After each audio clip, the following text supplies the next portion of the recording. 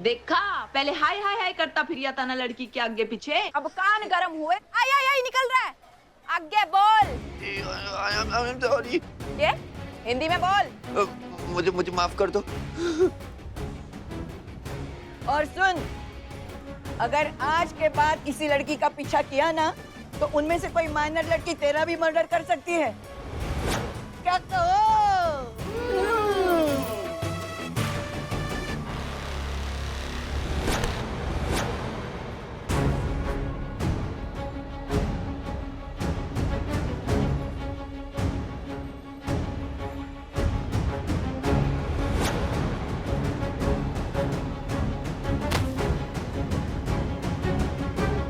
जा बिंदास, अब ये तेरा क्या किसी और लड़की का भी पीछा नहीं करेगा। जा। Thank you.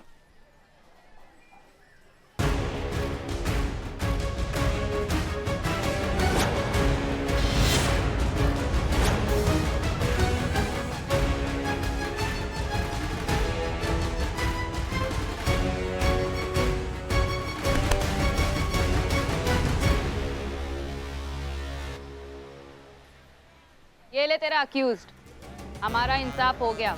अभी तेरे को इसके साथ जो करना है कर। ये वो इंसाफ था जो शायद तेरा कानून भी इसके साथ नहीं कर पाता। इसीलिए भगवान ने ना फूलों के साथ कांटे बनाए, ताकि तोड़ने वाले को इंसाफ का आभास रहे।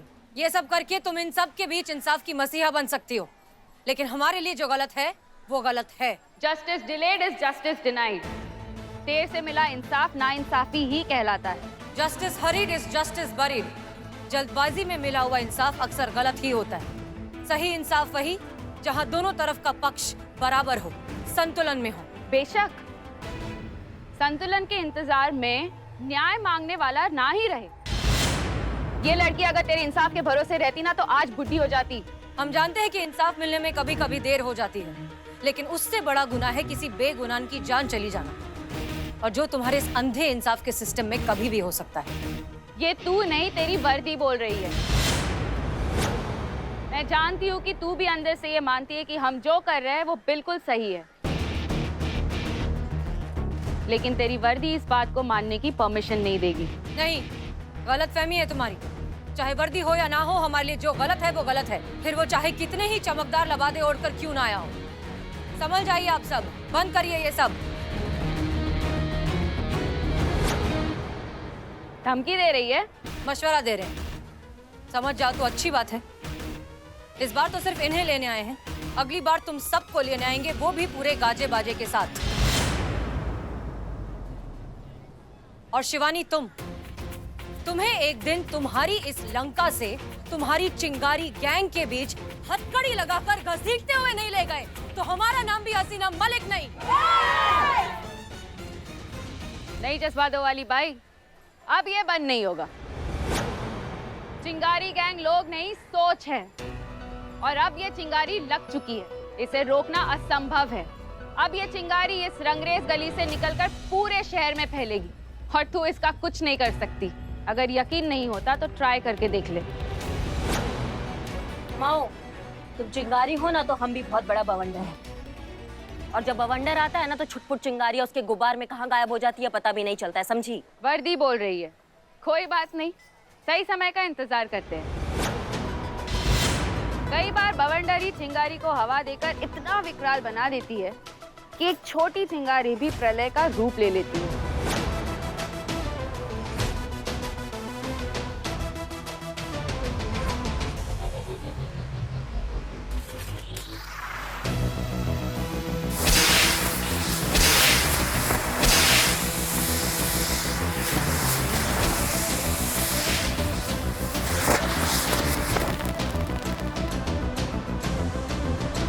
अब इस शहर के आसमान में जज्बातों की पतंग नहीं उड़ेगी, चिंगारियों के धमाके होंगे।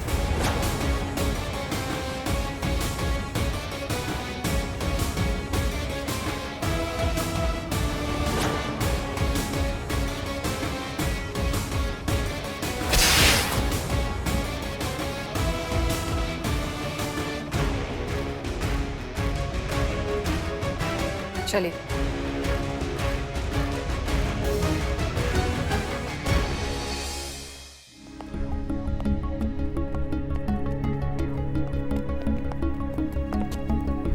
अनुज,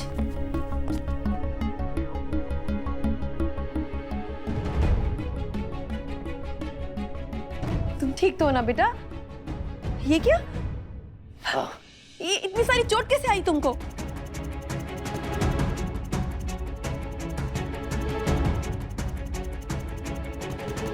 क्या इन लोगों ने मारा पिटा है तुम्हें?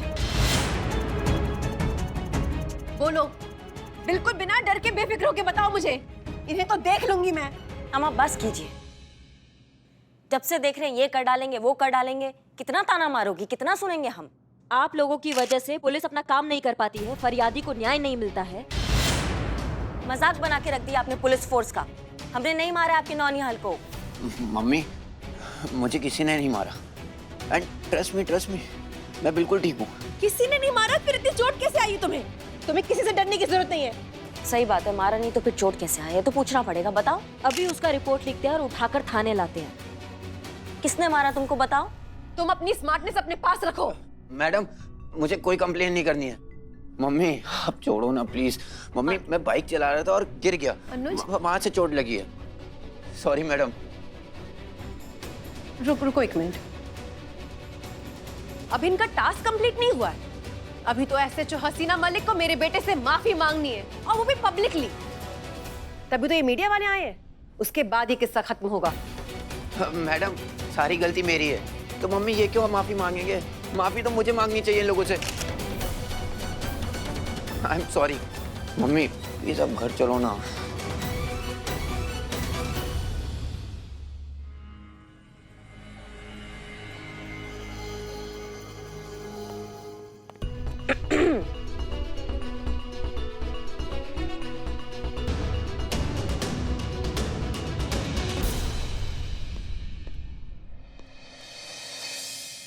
I am sorry. I was wrong. And तुम चाहो तो मुझे मार सकते हो। I'm sorry. अरे नहीं, माफ किए तुमको। वर्दी का सम्मान किया कर बाबू, बहुत बड़ा चीज है। जाओ, ख्याल रखो अपना।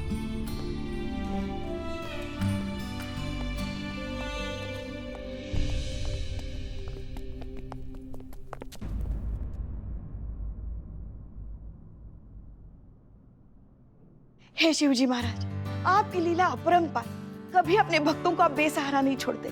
जब भी जरूरत होती है हमेशा उनके कष्ट हरने के लिए आप पहुंच ही जाते हैं। ना कोई माफी ना सस्पेंशन, कैसे थाने पर आई हर बला को आपने टाल दिया। मैडम सर आपका बहुत बहुत धन्यवाद। एक minute Pushpa ji, madam sir की वजह से नहीं हुआ है। इस बार कोई और जरिया बना है, किसी और ने इंसाफ दिलाया, मैडम सर ने इंसाफ नहीं दिलाया। हाँ?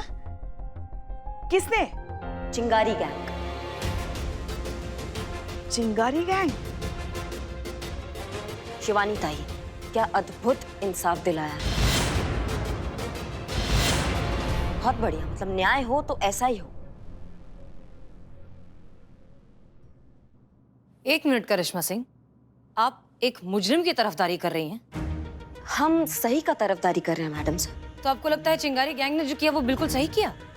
हमें तो लगता है, हमें नहीं लगता कि इससे अच्छा इंसाफ और मिल सकता था। ये एकदम बढ़िया इंसाफ था। मैडम सर, आपने हमें हमारे तरीके से इंसाफ देने के लिए रोक दिया है, और हम रुक भी गए हैं। हमारा तरीका हम यूज नहीं कर रहे हैं क्योंकि हमें कानून कायदे का पालन करना है, हमें आपके अनुसार चलना है, आपके ऑर्डर के अनुसार चलना है। लेकिन अब आप चिंगारी गैंग का क्या करेंगे? उन्हें कैसे रोकेंगे? क्योंकि हमें नहीं लगता कि वो किसी के भी रोकने से रुकने वाली है। ये चिंगारी गैंग आने वाले समय में ऐसा भीषण प्रचंड अग्निज्वाला का रूप लेने वाली है जिसे रोकना, बुझाना या कंट्रोल करना बहुत मुश्किल हो जाएगा।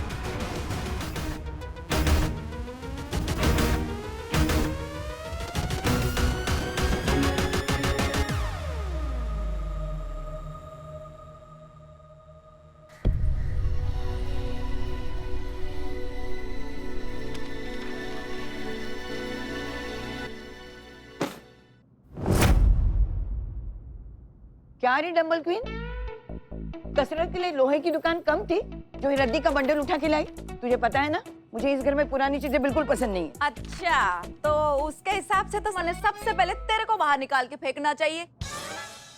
तू तो सबसे पुरानी है इस घर में। देखा करमजली को, मुझे मेरे ही घर से बाहर निकालने की बात कर रही है। पहले ही तुझसे कह चुकी हूँ, मुझसे ठीक से बात किया कर तू। तहजीब ही नहीं है बात करने की। तेरी अम्मा के बराबर हूँ मैं। रे ऐसा क्या कह दिया मैंने? सलीका ही नहीं है बात करने का। देखो तो, इस तरह तू तड़ाक से बात करती है मुझसे। अरे इस तरह बड़ों से बात किया करते हैं। माँ बाप ने कुछ सिखाया नहीं क्या तुझे? रे फिर मुर्गे की वही टांग। रे यही तरीका है हमारा बात करने का। अब थारे से बात करने के लिए क्या मैं अलग से डिसेंट टॉकिंग कोर्स करूं? और यो अखबार ना मैं अपनी कसरत के लिए ना शिवानी जीजी ने मंगवाए थे मुझसे। शिवानी, ये क्या है सब? ये क्यों है? ताई ये वो अखबार है जिसमें हसीना मलिक के बारे में सारी डिटेल्स छपी है। वो क्या करती है, कहाँ से आई है, इसके पहले कहाँ पर पोस्टेड थी, उसके काम करने के तरीके, उसके जीते हुए केसेस, सब कुछ। समझ लो कि ये अखबार नहीं, हसीना मलिक की जन्म कुंडली है। और तू क्या करेगी उसकी जन्म कुंडली निकाल के? ताई आपने वो पुरानी कहावत तो सुनी होगी ना कि जिसे अपने दुश्मन के बारे में सारी खबर होती है वो हमेशा दुश्मन से एक कदम आगे होता है। अरे अब काहे की दुश्मनी? हरा के भगा तो दिया तूने उससे। ऐसी कई पुलिस वालियां आई और गई, तू क्यों सोचती है उसके बारे में? नहीं ताई, ये उन आई गई पुलिस वालियों में से नहीं है। मेरा मन कहता है कि ये हमारा पीछा नहीं छोड़ने वाली। इसकी दुश्मनी अब बहुत लंबी चलेगी। जिस दिन से हमने इस लड़ाई का जिम्मा लिया था शिवानी, हमने पुलिस को अपना दुश्मन बना लिया था। फिर भी मैं कहती हूँ कि हमें पुलिस को दूर ही रखना चाहिए। और तुझे भी बेवजह इस हसीना मलिक से उलझने की कोई जरूरत नहीं है। मुझसे वादा कर कि तू उससे नहीं उलझेगी। वादा कर मुझसे शिवानी। ताई,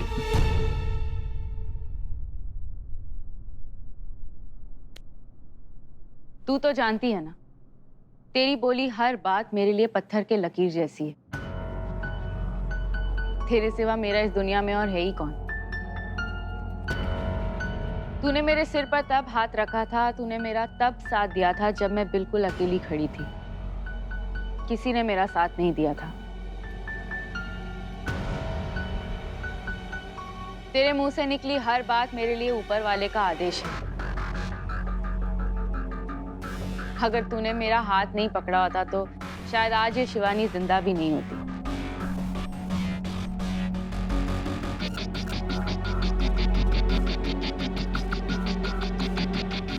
ठीक है ताई,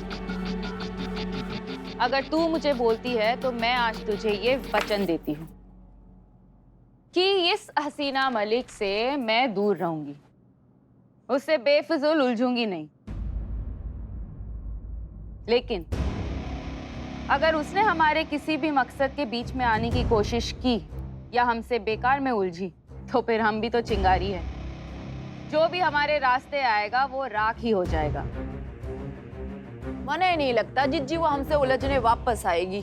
आएगी, जरूर आएगी वो बिन्नी। मैंने इसकी आंखें देखी है। निडर, कठोर, जिद्दी। ये कोई मामूली पुलिस वाली नहीं है बिन्नी। ये इतनी आसानी से हमारा पीछा नहीं छोड़ने वाली। आएगी वो, जरूर आएगी। और इस बार जब आएगी तो जलकर राख ही हो जाएगी।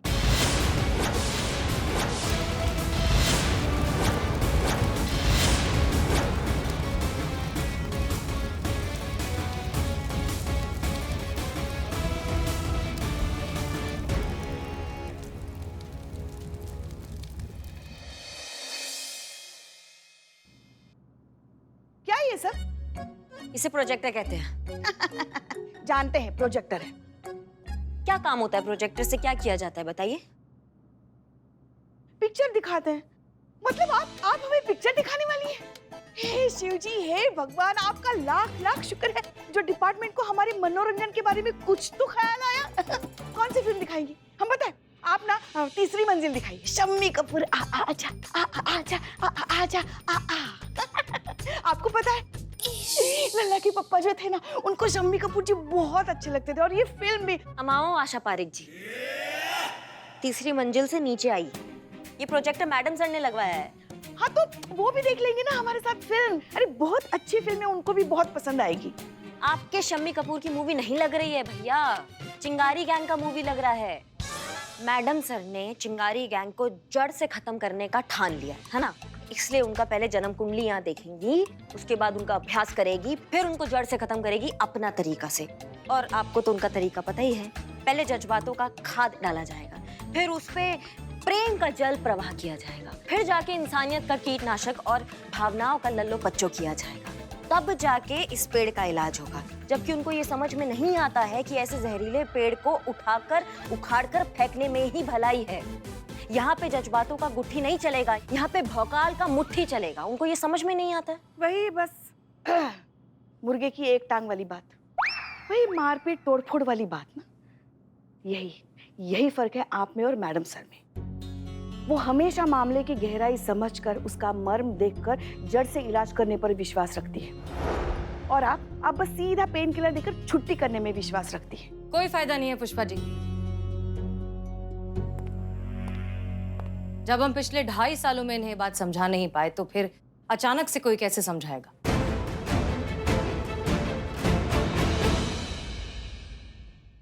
तजुर्बा कहता है हमारा, सुबह वही जब आंख खुले और ज्ञान वही जो जिंदगी सिखाए।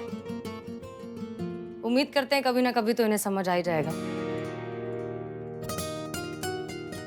बहरहाल प्लीज कंटिन्यू, दिखाइए क्या इंफॉर्मेशन कलेक्ट की आपने चिंगारी गैंग के बारे में, प्लीज।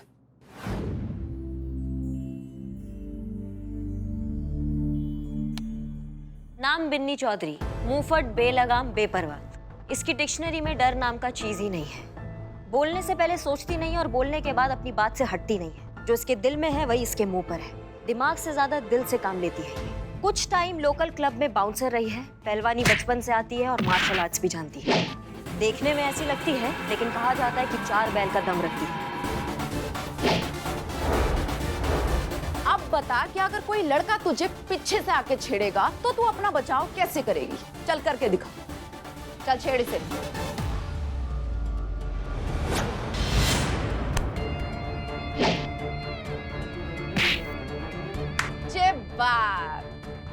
बस ऐसे ही पछाड़ मारनी है। ऐसे ही मारेगी ना मर्द को तो कोई भी मर्द चिल्लाएगा बचाओ बचाओ। आज तेरी ट्रेनिंग पूरी हुई। आज के बाद किसी से डरने की जरूरत ना है तुझे। अब तू सिर्फ औरत ना है, चिंगारी गैंग की औरत है तू।